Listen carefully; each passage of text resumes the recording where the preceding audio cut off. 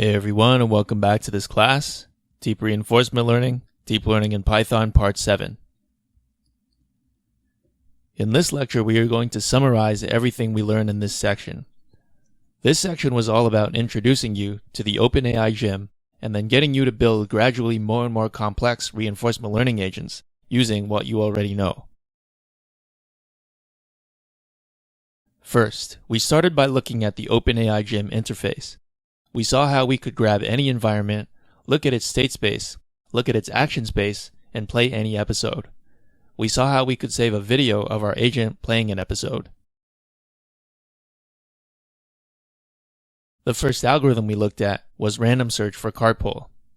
Random search is easy to conceptualize because it doesn't require any complicated math. Instead, we just keep choosing random weight vectors until we find a setting that's good. Next, we looked at cartpole again, but using Q-learning with binned states. Using binned states allowed us to use the tabular method, which you're familiar with from the last course.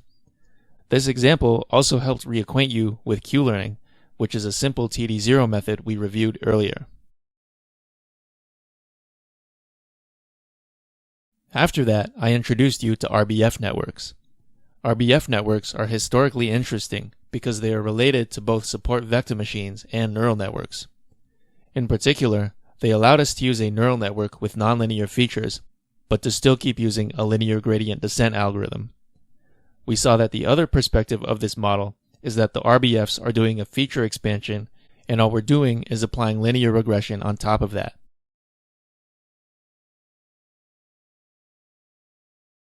We then looked at the mountain car task with Q-learning and RBF networks. This is the first time we used an approximation method in this course. Doing this example allowed us to learn about some important implementation details, like choosing RBF exemplars, combining features, and other scikit-learn tools. We then applied Q-learning with RBF networks to the cartpole task. We saw that we had to make some modifications because cartpole's state space extends to infinity, and OpenAI gym samples uniformly from this state space, without regard to the probability that you'd end up in any particular state. We know that these won't give us good exemplars for our RBFs. In this example, we took the next step and built our own linear function approximator with gradient descent in NumPy. Next, we did a warm-up in Theano, where we took the previous code and rewrote the linear function approximator in Theano. This allowed us to reacquaint ourselves with important Theano features, like creating shared variables, data variables, update equations, and Theano functions.